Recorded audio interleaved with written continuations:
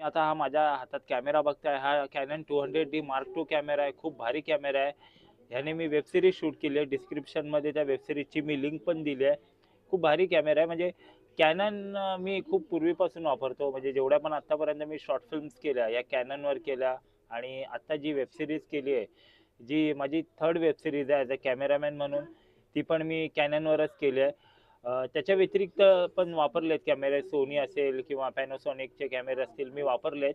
पण कॅनन हा अत्यंत जवळचा आहे. म्हणजे खूप छान, म्हणजे खूप आधीपासून वापरत असल्यामुळे मला कॅननवर शूट करायला मजा येते. कॅनन बेसिकली कलरसाठी खूप छान आहे. कलर खूप छान देतो कॅनन जो आहे तो.